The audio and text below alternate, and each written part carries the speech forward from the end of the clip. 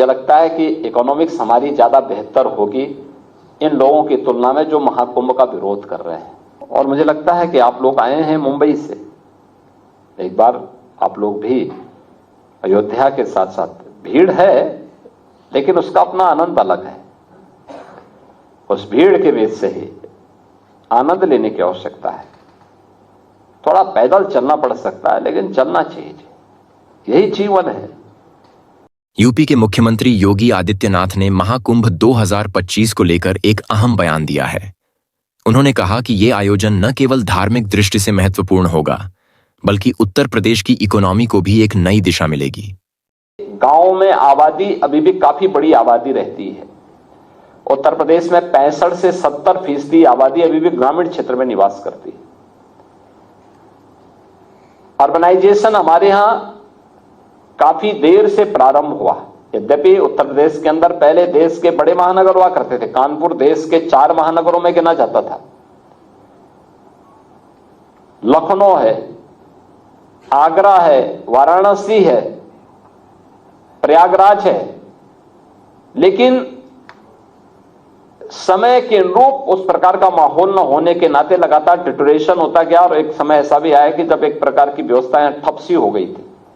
लेकिन आज ऐसा नहीं है। आज तो उत्तर प्रदेश के महानगर एक नई दूरी तय करने के लिए उतावले दिखाई दे रहे हैं। अर्बनाइजेशन तेजी के साथ बढ़ा है तो स्वाभाविक रूप से वहां सुविधाएं भी उसी तेजी के साथ बढ़ानी पड़ेंगी, उससे दुगनी स्पीड से बढ़ानी पड़ेगी। और इसके लिए अनेक कदम उठाए गए और उस कदम का परिणाम ही है। आप मुझे बताइए कि अगर हम लोगों ने प्रयागराज सिटी के अंदर आधुनिक इंफ्रास्ट्रक्चर नहीं दिया होता तो क्या ये 15 करोड़ लोग 3 दिन के अंदर प्रयागराज में आए, क्या उस लोड को, उस प्रेशर को बर्दाश्त कर पाता? कभी नहीं कर पाता। जब हम लोग कुंभ के क्षेत्रफल को बढ़ा रहे थे, महाकुंभ का जो क्षेत्र था वह पहले मात्र 1000 एकड़ क्षेत्रफल में होता था। 13 में 2000 हुआ।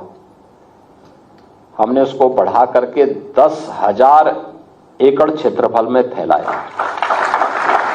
तो लोग कहते थे, उस समय लोग कहते थे कि ये सब क्यों किया? ये जो आरोप प्रत्यारोप करने वाले लोग हैं ना, ये लोग तब कहते थे इसकी आवश्यकता क्या है? ये पैसा अनावश्यक पानी की तरह बहाया जा रहा है।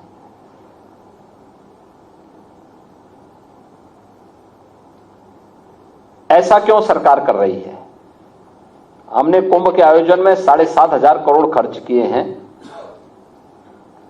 लेकिन ये 7,500 करोड़ वह है जो इंफ्रास्ट्रक्चर पर खर्च हुआ है। खासतौर पर प्रयागराज में 14 नए फ्लाईओवर बने, 6 अंडरपास बने, 200 से अधिक सड़कों के चौड़ीकरण का कार्य हुआ, नए कॉरिडोर बनाए गए, रेलवे स्टेशन का विस्तारीकरण हुआ, एयरपोर्ट के नए टर्मिनल का विस्तारीकरण वहां पे किया गया और भी अन्य नए घाट का निर्माण हुआ। इन सब पे ज्यादा खर्च हुआ है। कुंभ मेले की व्यवस्था की दृष्टि से कुल 1500 करोड़ रुपए हमने रखे थे और वह कार्यक्रम हमारा उस रूप में आगे बढ़ा।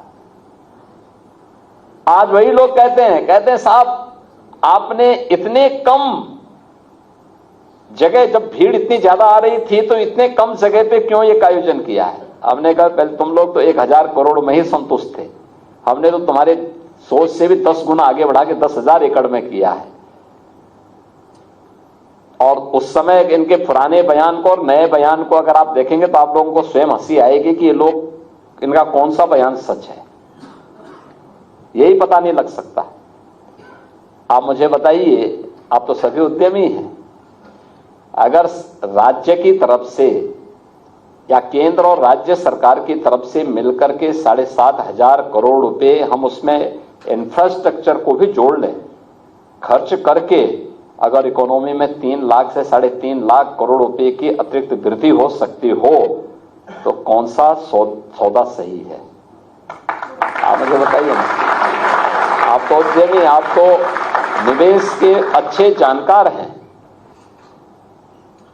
तो मुझे मुझे लगता है कि इकोनॉमिक्स हमारी ज्यादा बेहतर होगी इन लोगों की तुलना में जो महाकुंभ का विरोध कर रहे हैं। और मुझे लगता है कि आप लोग आए हैं मुंबई से, एक बार आप लोग भी अयोध्या के साथ साथ, भीड़ है लेकिन उसका अपना आनंद अलग है।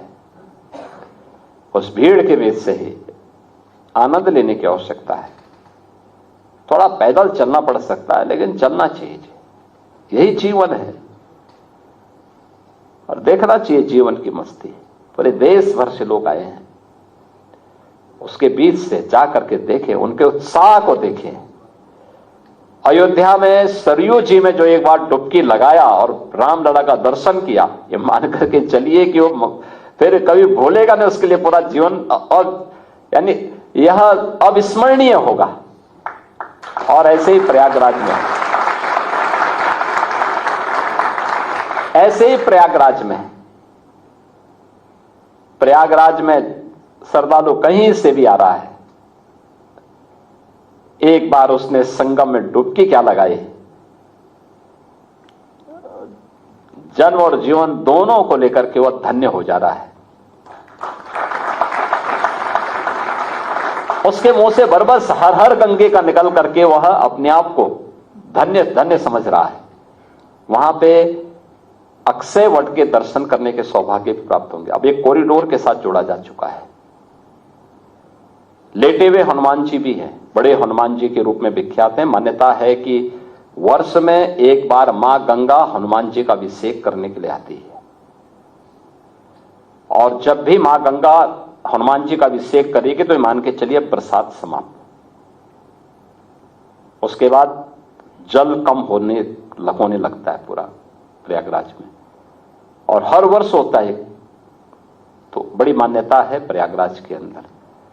सरस्वती कूप भी है।